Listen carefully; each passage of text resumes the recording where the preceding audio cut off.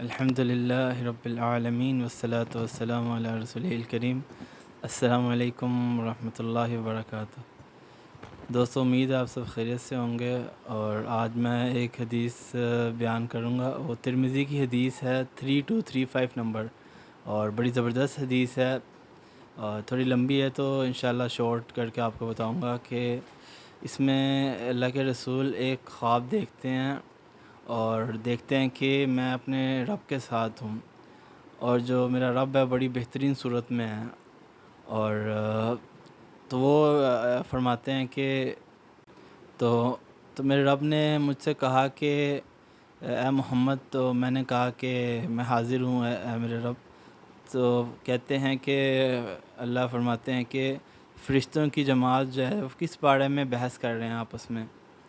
تو حضرت محمد صلی اللہ علیہ وسلم کہتے ہیں کہ مجھے نہیں معلوم کہ وہ کس بارے میں کر رہے ہیں۔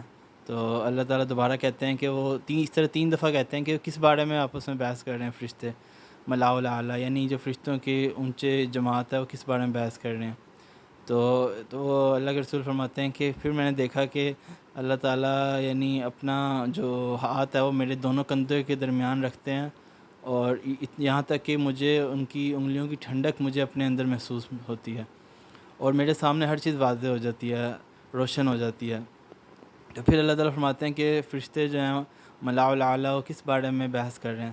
تو میں نے کہا کہ وہ کفارات کے بارے میں بحث کر رہے ہیں۔ اب کفارات کیا چیز ہے؟ کہ کفارات وہ ہے کہ ایسی چیزیں، ایسے کام جن سے گناہ جو ہے وہ مٹ جاتے ہیں، جیسے ہم کہتے ہیں کفارہ، کہ جو گناہوں کو مٹا دیتا ہے۔ تو کفارات کے بارے میں بحث کر رہے ہیں، تو وہ اللہ فرماتے ہیں یعنی وہ کیا ہیں؟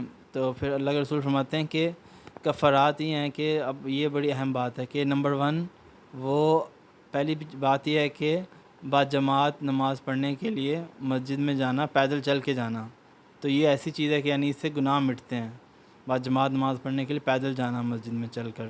پھر دوسری نمبر پہ کیا ہے کہ نماز پڑھنے کے بعد مسجد میں بیٹھے رہنا، یہ بھی گناہوں کو مٹا دیتا ہے۔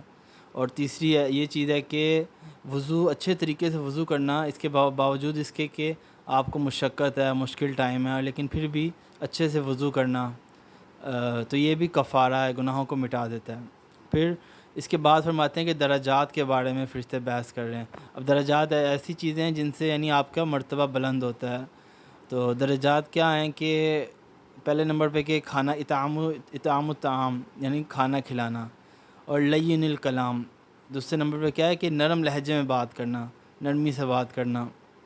اور تیسرے نمبر پہ ہے کہ نماز پڑھنا جب لوگ سو رہے ہوں، یعنی کہ رات کی نماز جو ہوتی ہے قیام اللیل وہ پڑھنا، تو یہ انسان کے درجات کو بلند کرتا ہے۔ اس کے بعد ایک دعا کا ذکر کرتے ہیں کہ اللہ تعالیٰ فرماتے ہیں کہ دعا پڑھو، تو وہ اللہ کے رسول کو ایک دعا سکھاتے ہیں، تو وہ بھی میں انشاءاللہ، وہ بھی بڑی زبردست دعا ہے، اس کا میں ابھی شیئر کر دوں گا آپ کے ساتھ۔ تو یہ دعا پڑھنی چاہیے ہمیں نماز میں۔ اور اس کے بعد اللہ کے رسول فرماتے ہیں کہ یہ جو خواب ہے یہ حق ہے، اور اس کو سیکھو، سکھاؤ۔ تو یہ باتیں تھیں جو کہ ہمیں چاہیے کہ ہم ان پہ عمل کریں، یہ گناہوں کا کفارہ یعنی بن جاتی ہیں ہمارے، جو ہمیں، کیونکہ ایسے ایسے گناہ ہوتے ہیں جن کا ہمیں نہیں پتہ چلتا، ہم سے ہو جاتے ہیں، علم نہیں ہوتا، تو یہ جو پھر گناہ ہوتے ہیں ان کا کفارہ بن جاتے ہیں۔